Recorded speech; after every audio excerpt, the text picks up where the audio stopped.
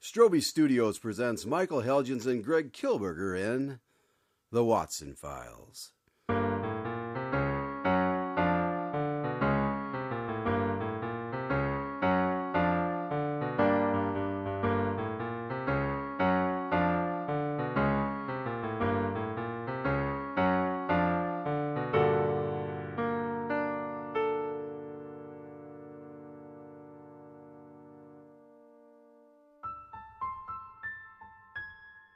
Coming in October from Strobe Studios. The 1,000 injuries of Fortunato I had borne as best I could, but when he ventured upon insult, I vowed revenge. You, who so well know the nature of my soul, will not suppose, however, that I gave utterance to a threat. At length I would be avenged. This was a point definitively settled. But the very definitiveness with which it was resolved precluded the idea of risk. I must not only punish, but punish with impunity.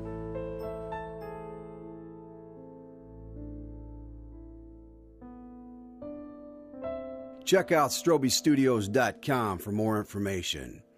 And now, let's see what the doctor has for us today. Come in. How are you this evening, Doctor? Very good. And you, Mr. Dahlen? I'm doing well. Tonight's story sounds like quite the mystery. Yes, it was a very perplexing case, indeed. We've investigated a few unique medical cases over the years, but this was one of the more mystifying. Certainly nothing that you and Holmes couldn't handle, though. Well, I had my doubts for a while, but in the end it all worked out. All right, well, shall we just jump right in then? Sounds good. Tonight's story begins in the morgue. Holmes and I were leaving the police station after consulting with Officer Weathers on a case, and we decided to stop in to see Dr. Samuelson, the medical examiner. When we arrived, he was in the process of doing an autopsy, and we decided to keep him company while he worked. Strangely, Holmes had never actually seen an autopsy in progress, and he was quite interested.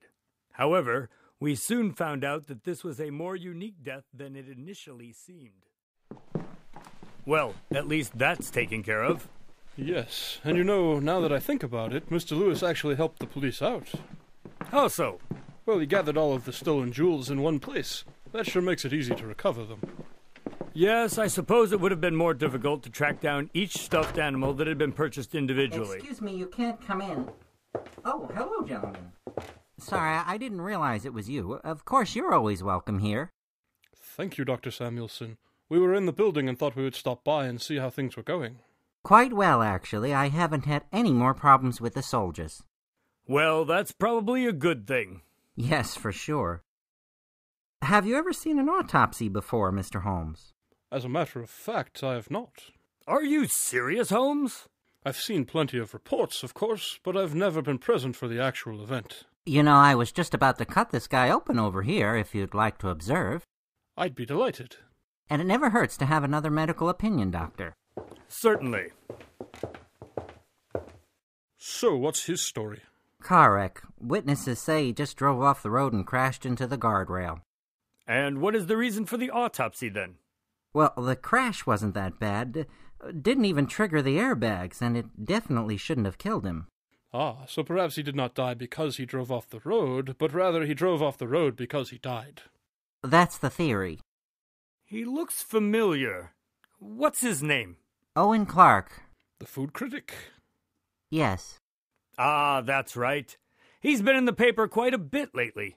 Some chef is claiming he intentionally gave a bad review just to drive him out of business. Yes, well, he won't be giving any more reviews, good or bad. I heard he was in a car accident, but I didn't realize he had died. Perhaps he had a heart attack. It's possible, although you see how yellow his skin is? Yes. That suggests another suspect. The liver. Well, maybe his liver was failing and he had a heart attack. Well, I guess we'll find out, won't we?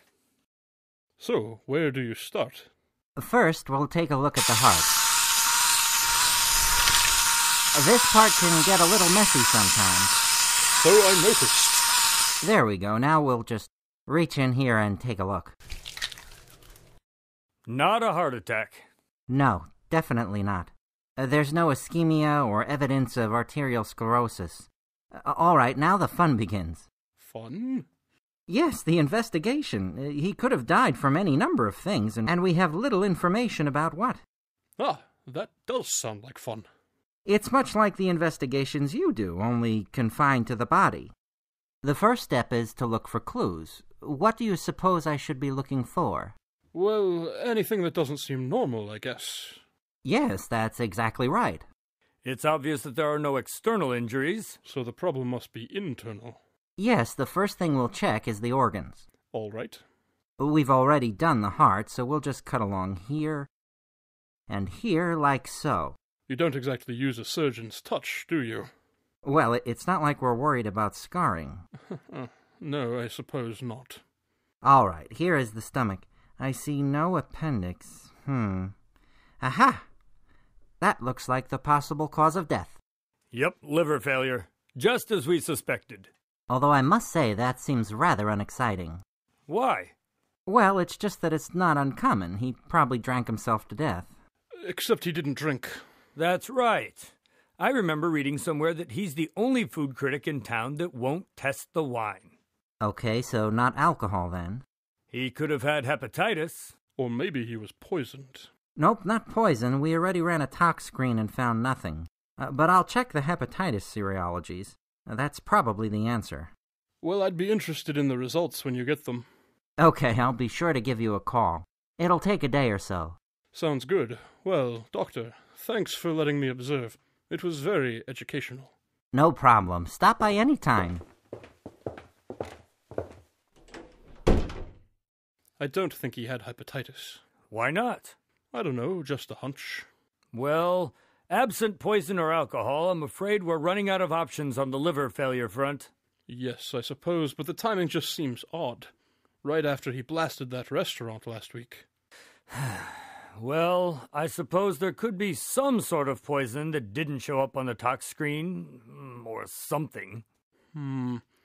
I think maybe we should go ask some questions at the restaurant while we're waiting for the results of the hepatitis test, just in case. All right.